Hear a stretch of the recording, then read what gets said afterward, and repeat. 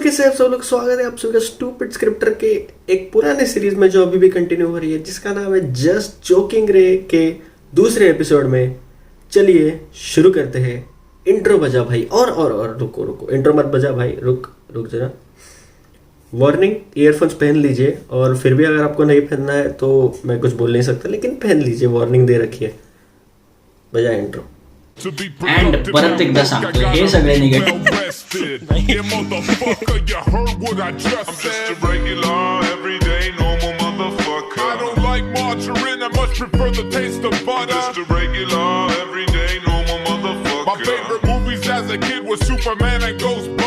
सगळ्यात पहिल्यांदा डिस्क्लेमर, एकच गोष्ट क्लिअर करतो, इथे जे काही बोललं जाणार आहे ते कॅरेक्टर विषयी आहे, ते ऍक्टर्स विषयी नाहीये। तो थंबनेल देख के आपको पता चल ही गया होगा कि किस चीज के बारे में बात होने वाली है। बात होने वाली है भारत के फास्टेस्ट ग्रोइंग, एक जमाने के, जैसे कि सैमसंग, एक जमाने के फास्टेस्ट ग्रोइंग टेलीविजन सीरीज के बारे में, जिसका नाम है crime investigation department AKA CID। Roast करने वाले हैं आज CID को दिल खोल के। मतलब पहले जब मैं स्कूल में जाता था तब CID आता था, और तब ऐसा रात को 10:30 बजे वगैरह आता था, और मैं स्कूल में जाता था। स्कूल सुबह 7 बजे का होता था, लेकिन मेरे पिछवाड़े में इतनी खाच थी कि मैं वो CID देखे बिना सोता ही नहीं था। पता नहीं क्या नशे थे, क्या इनहेलर के नशे थे या फिर कोई और नशे थे, पता नहीं, लेकिन नशे थे, बड़े नशे थे, बहुत ही बेहतरीन नशे थे, और मजा आता था तब CID देखने में। लेकिन अभी जब सोनी पल ने उसका रिपीट टेलीकास्ट चालू किया तो मुझे समझ में आया कि कितना चूतिया था मैं। अभी भी हूँ, लेकिन तब थोड़ा ज्यादा था, ऐसा मुझे लग रहा है। इन बालों की वजह से अब थोड़ा ज्यादा लग रहा हो। खुद के चैनल पे खुद के ही इंसल्ट करते रहता हो। एनीवेज, तो आज हम रोस्ट करने वाले हैं CID को। तो CID का सबसे मेन कैरेक्टर तो आपको पता ही होगा, मिस्टर पंखा वाले ACP प्रद्युम्न। आपने देखा होगा तो अक्सर हर एपिसोड में ये आदमी कम से कम 50 से 60 बार ये करता है, जितने बार इसका अपीयरेंस होता है। नहीं सारुण के यहाँ कुछ तो गड़बड़ है, जरूर कोई ना कोई गड़बड़। ये शिवाजी द बॉस समझता है खुद को, मुझे पता नहीं, लेकिन ये क्या है? बुमरो बुमरो शाम रंग बुमरो, ऐसा कुछ है क्या उसका? समझ में नहीं आता। पंखा चला रहा है, हेलीकॉप्टर चला रहा है, क्या है मतलब? वो थारा भाई जोगिंदर है, अभी बवंडर ला दूंगा। यो जोगिंदर, थारा भाई जोगिंदर, बवंडर ला दूंगा, बवंडर। उससे बड़ा बवंडर तो ACP भाई पुराने जमाने में अपने हाथ से ही लाता था। थारा भाई जोगिंदर, स्ट्राइक मत मारना प्लीज। तो इसकी एक और आदत थी ACP सर की, जो कि थी पहले एकदम टोन आराम से अच्छे से सेट करेगा, और बाद में टोन एकदम हाई कर देगा फालतू में। कोई रीजन नहीं, कोई संबंध नहीं, लेकिन ऐसे अच्छे से किसी के घर में जाएगा पूछताछ करने के लिए, ऐसा खुटक करके दरवाजा खोलेगा। मैं ऐसे प्रद्युम्न CID से आपसे कुछ पूछताछ कर सकता हूँ? तो वो बोलेगी हाँ। क्या आप हमें बता सकते?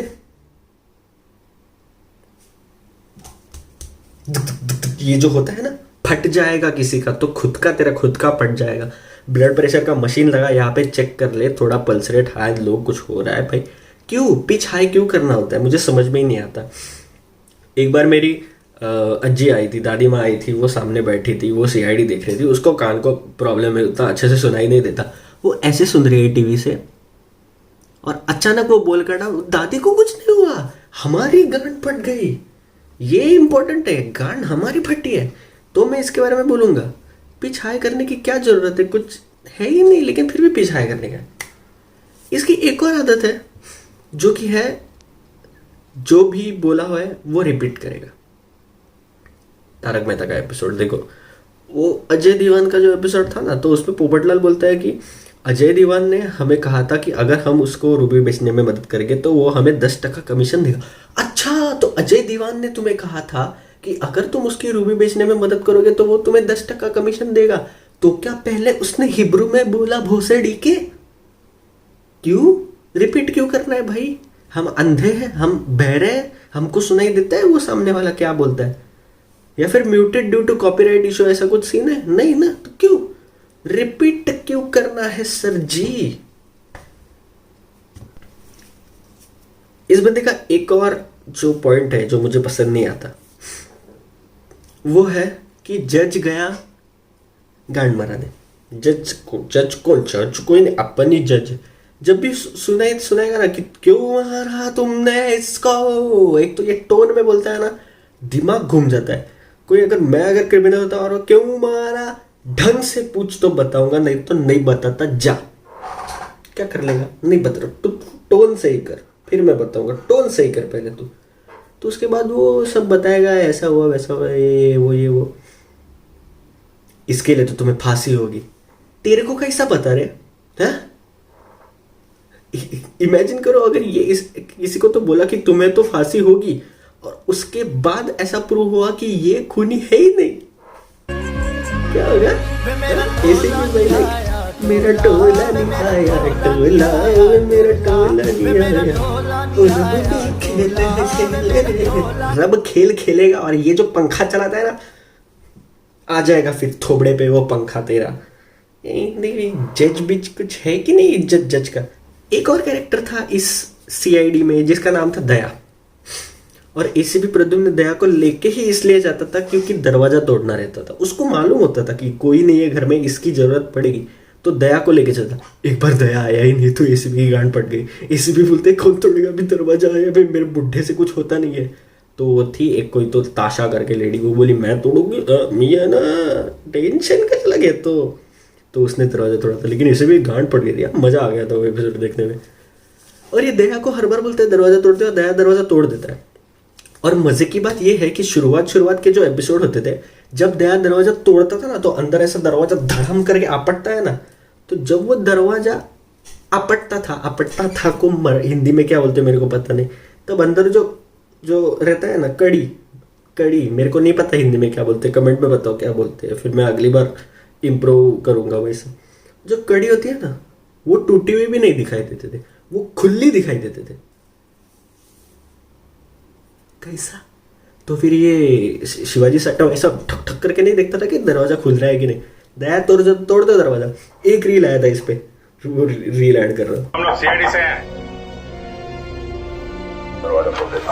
सर ये क्या कर रहे हैं, मेरी नौकरी चली जाएगी, मेरे पास चाबी है इसकी।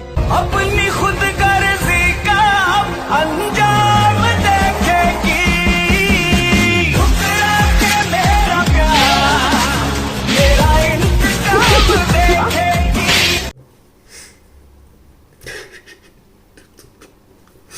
मेरी नौकरी चली जाएगी, भूसड़ी की चाबी है, और फिर दया। सही था ये रील, मेरे को बहुत पसंद है इसलिए मैंने ऐड किया। कॉपीराइट मत मारना, जिसने बनाया भी प्लीज 4.5 सब्सक्राइबर प्लीज। इसके बाद है ना, मेरे को एक डाउट आता था, दया जब भी दरवाजा तोड़ता था, दरवाजा एकदम चिंदी क्वालिटी का, एकदम चिंदी क्वालिटी में। तो जब भी ये लोग कोई घर दिखाते थे तो वो एकदम लैविश, एकदम रिच घर दिखाते थे, मतलब 3-4 माले का बंगला, एक ही बंदा रहता है उसमें, लेकिन 3-4 माले का बंगला ऐसे ही देख के रखा है। तो वो बंगले का इतना चीप डोर क्वालिटी कैसा? और ये साला जुर्म जो हो रहा है, इस किसी गरीब एरिया में नहीं हो रहा है, कोई गरीब खून नहीं कर रहा। अमीर लोग खून क्यों कर रहे हैं? अंबानी को टाइम नहीं है खून करने के लिए भाई, वो खुद नहीं खून करेगा, किसको बताएगा और खून करवाएगा? इतना ही टाइम है अमीर लोगों के पास कि भाई किसी का तो खून करना चाहिए भाई। हेलो, हाँ सत्तू सुपारी, हाँ एक मर्डर करने का, खत्म काम, ज्यादा लोड नहीं। क्या यार, सब लैविश का। इन्होंने एक स्पेशल पूरा हफ्ता दिखाया था कि क्राइम्स इन चाल, तो मुंबई की चाल के ऊपर एक पूरा हफ्ता दिखाया था कि उधर ही क्राइम हो रहा है। एक हफ्ता कंटिन्यू उधर ही क्राइम हो रहा है। इनको सब पहले से पता होता था। सीओडी में इतने हैकर्स भी नहीं आ रहे कि जिनको पहले से पता हो, वो आ रहा है आजकल।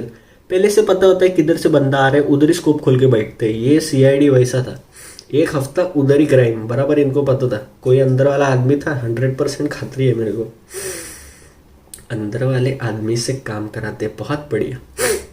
और मेरे को इसलिए सीआईडी का बाद में इंटरेस्ट खत्म होने लगा ना, क्योंकि बाद में जो प्लॉट्स थे ना बहुत ही प्रेडिक्टिव हो गए थे भाई, क्योंकि मेरे लिए सस्पेंस पहले से ही खत्म हो जाता था। क्योंकि जो प्लॉट लाइन थी ना सेम होती थी। इसने इसको ऐसे मारा, मतलब ऐसा कुछ सरप्राइजिंग इवेंट्स होता ही नहीं था बाद में सीआईडी में। एक टाइम तक होता था, उसके बाद में इन्होंने खत्म ही कर दिया। और है ना 3-4 वही शक्ल इन्होंने पकड़ के रखी थी, वही खूनी होते थे। 3-4 शक्ल थी वो कॉमन, वही हर बार खूनी। अभिषेक उपकंजे बोलते हैं ना इसका। मैंने कहा इस आदमी की सोशल लाइफ क्या रह गई अब? इसकी बीवी को आगे पड़ोसन छिड़ जाएगी, आपका पति बस रेपिस्ट के रोल करता है, क्या चक्कर है? नहीं बहन जी देखो, वो तो एक्टिंग होती, इतनी एक्टिंग नहीं होती बहन जी। हाँ बच्चों दूर रखो उसको आप बस। चलो बेटा बेटा, ये गंदे अंकल नमस्ते नहीं करनी। बाद में तो ऐसा भी होने लगा कि जो रीजंस थे क्राइम के लिए वो भी इनके पास कम पड़ गए। रीजंस भी चेंज नहीं करते। एक तो एक प्यार होता था, एक तो मुझे पता चल गया था इसका किसी के साथ अफेयर है, एक तो मेरा अफेयर था इसलिए मैंने मेरी बीवी को मार दिया, नहीं तो स्टेट चाहिए होती थी। पैसा और प्यार के भूखे, बाकी कोई कुछ रीजन है ही नहीं दुनिया में। ऐसा कोई तो मेनियक दिखा देते कभी कभी कि ऐसे मेरे को मारने का था। मतलब आज सांस ले रहा हूं, कल सोचा किसी को मार दे, बात अपने हो गया है, चिल है लाइफ। ऐसा भी कभी कभी दिखा देते थे। इसके बाद ना इस सीआईडी का एक एपिसोड था जब zombies आए थे। मजा आया था वो एपिसोड देखने में जब मैं बच्चा था। बाद में जब बड़ा होके मैंने वो एपिसोड वापस देखा ना तो समझ गया ये चूतिया पे। तब ऐसा लगता था कि भाई होगा ऐसा सच में, सालून के बहुत ही ग्रेट डॉक्टर होगा। मैं भी डॉक्टर बनने वाला था, लेकिन 9वीं के साइंस लेक्चर ने मेरी औकात दिखा दी मेरे को, कि मेरे से नहीं होने वाला है। ये एसीपी उस एपिसोड में सालुंके से आइसक्रीम मंगवा रहा है ऐसा लगता है मुझे अभी। तो वो ऐसा खड़ा होता है सालुंके मुझे नहीं पता, मुझे इसका एंटीडोट चाहिए ही चाहिए। अरे क्या भेड़ मांगतो है? भेल मांग रहा है तू? मेरे को नहीं पता, मेरे को सिर्फ मीठा पानी ही चाहिए, भेल चाहिए, मिठाई चाहिए, मेरे को नहीं पता, मीठा भेल। क्या एंटीडोट मांग रहा है भाई तू? उसके लिए थोड़ा टाइम लगता है। और ये सालुंके भी हर बार एंटीडोट ऐसा बनाता था ना कि बॉस मेरे को इसमें 2 केमिकल मिला है, वो 2 केमिकल को हमने इन्वर्स करके उसका प्रोपोर्शन चेंज करके उसको मिक्स करके एंटीडोट बनाया। ये ले एंटीडोट, डाल ले, जिसके शरीर में डालना है उसके। क्या भाई कोविड की वैक्सीन बन गई। गाना मैं यूज नहीं करना था, अब कमेंट सेक्शन में इज्जत निकालेंगे। और इसके बाद मैंने एक चीज नोटिस की, जब मेरा एक फोन गुम हो गया था तब मैं पुलिस स्टेशन नाम की एक चीज पे गया था। पुलिस स्टेशन नाम का भी कुछ होता है, पता है आपको? नहीं पता ना? मेरे को भी नहीं पता था, क्योंकि मैं जब सीआईडी देखता था ना कोई पुलिस को नहीं बुलाता था। तो मैंने भी एक बार, मेरा कोड रबर गुम हो गया था ना स्कूल में, रबर बोलते हैं ना, इरेजर गुम हो गया था स्कूल में। मैं पुलिस में नहीं गया, मैं डायरेक्ट एसीपी को फोन किया, हेलो प्रद्या क्या बोलते हो भावा? हाँ कोड रबर आ रहा बोला, ये तो का इकड़े। डायरेक्ट वो आ गया, 2 सेकंड में कोड रबर दिया मेरे को। मेरा नहीं था, किसी और का चुरा के दे दिया था, क्योंकि इरेजर कभी खत्म नहीं होते ना, हर बार गुम ही होते हैं। यू विल क्या बोलता तेरा क्या बात, रिलेट टू इट, यस। और इसके बाद ना मुझे जब धीरे धीरे थोड़ा बहुत मैं सीरीज वगैरह देखने लगा नेटफ्लिक्स वगैरह के, तो बाद में मेरे को इनके सपोर्ट कास्ट की एक्टिंग इतनी बढ़िया लगती थी ना। मतलब गणेश गायतोंडे को ये सपोर्ट कास्ट ही होना चाहिए। इतनी घटिया एक्टिंग, इससे अच्छी एक्टिंग अंजलि तारक मेहता में से वो करती है। बताओ, इमेजिन करो इतनी घटिया acting. I mean the owner of the dialogue 50 रुपया काट ओवर एक्टिंग का, इससे भी कोई घटिया एक्टिंग कर सकता है, ये मेरे को सीआईडी देखने के बाद पता चला। नहीं सीआईडी देखने के बाद नहीं, एक्चुअली मराठी सीरियल का सपोर्ट कास्ट इससे टट्टी एक्टिंग करता है। Emotional dam. तो ये एक चीज होती थी कि भाई कोई पुलिस स्टेशन को कॉल कर ही नहीं रहा है। मेरा पहले एक जन आता है, एसीपी साहब, कोई और नहीं है क्या? एसीपी साहब, एटलीस्ट वो बोलता है ना इंस्पेक्टर साहब, तो मेरे को समझ में आता है। डायरेक्ट एसीपी, डायरेक्ट कॉन्टैक्ट, और आके बोलता है हमने सब जगह ढूंढ लिया लेकिन हमारा बेटा कहीं मिल नहीं रहा। भोसड़ी की ये सब जगह क्या होता है? सब जगह पूरे ब्रह्मांड में तूने ढूंढ लिया कि कहीं नहीं मिल रहा है, ऐसा बोल ले। मैंने मेरे घर में ढूंढा, अड़ोस पड़ोस में ढूंढा, उसके दोस्तों को फोन लगाया। कुछ तो इलेबोरेट करना भाई, उनको भी थोड़ा मानवीय दिमाग है, उसको भी थोड़ा समझना चाहिए ना। ऐसा कुछ तो बोल, इसी भी सब मैंने हर जगह ढूंढ लिया। वाह वाह वाह। और बाद में ना सीआईडी की कास्ट जो है ना वो कम होने लगी, और या फिर रिप्लेसमेंट आते थे, कोई तो और भलता ही नया कोई तो कैरेक्टर आ जाता था, तो पुराने कैरेक्टर को डिलीट कर देते थे। इसमें जोड़ियां भी बनने लगी, दया की श्रेया से श्रेया की क्या लीले, दया की श्रेया से और अभिजीत की तारिका से, बस 2 ही जोड़ी बनी। बाकी सब सख्त लौंडे एकदम जाकिर खान फैन, और बाकी लड़कियां भी सख्त एकदम जाकिर खान फैन। अपन रहते हैं सख्ती से, अपन ऐसे पिघलते नहीं है, एटीट्यूड में रहते हैं अपने। और फिर ना कुछ कुछ कैरेक्टर्स ऐसे आने लगे जिनको कोई डायलॉग ही नहीं देता था। वो हल्क कोई तो कैरेक्टर था एक, उसका नाम मेरे को याद नहीं, उसको पूरे सीआईडी में मेरे ख्याल से एक ही डायलॉग था, वो भी गोकुलधाम वाले केस में, अरे अजय दीवान ऐसा बोलता है, ऐसा चप्पल निकाल के चाप करके थोड़े में मारने का बंद करता है, तू मत बोल, तू है, वो डायलॉग है ना, तू है, तेरे को पता नहीं लेकिन तू है, तू सीआईडी का तुषार कपूर है, तू है लेकिन तेरे को पता नहीं लेकिन तू है। But on a very serious note, तो कंपेयर टू नया तारक मेहता, पुराना सीआईडी इज गोल्ड भाई, मजा आ जाता है मेरे को तो देखने में, और रोस्ट करने में भी मजा आता है यार। एक तो एसीपी ना याच्या गावात इसके तो एंटीडोट मांगेगा, याच्या आईला बेळ द्यायला कोणीतरी, तो रोस्ट करने में मजा आता है। But to be very honest, नए तारक मेहता से ओल्ड सीआईडी इज 100% बेटर। लेकिन कहीं आप अगर यूट्यूब पे बैठ के स्मार्ट टीवी पे देख रहे हो तो anytime old Tarak Mehta is better. Tarak Mehta पे भी रोस्ट आएगा। Anyways, thank you so much for watching this roast. I hope आपको रोस्ट पसंद आया होगा, और पसंद आया होगा तो make sure you hit that like button. और सीआईडी के बारे में कुछ और आपको बातें अजीब नोटिस हुई है, वियर्ड नोटिस हुई है, तो let me know in the comment section. And ये मेरा दूसरा रोस्ट है। पहले मैंने इसको रोस्ट किया था, माझ्या नवऱ्याची बायको, ठासून जिरवलेली त्यांची मस्त।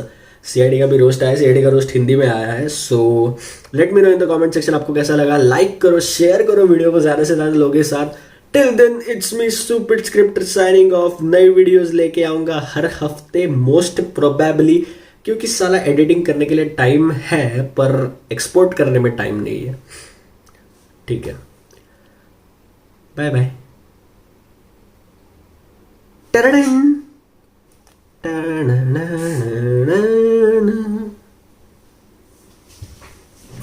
गेलो का रे? हाँ, अरे खुर्ची राहते, सॉरी कट।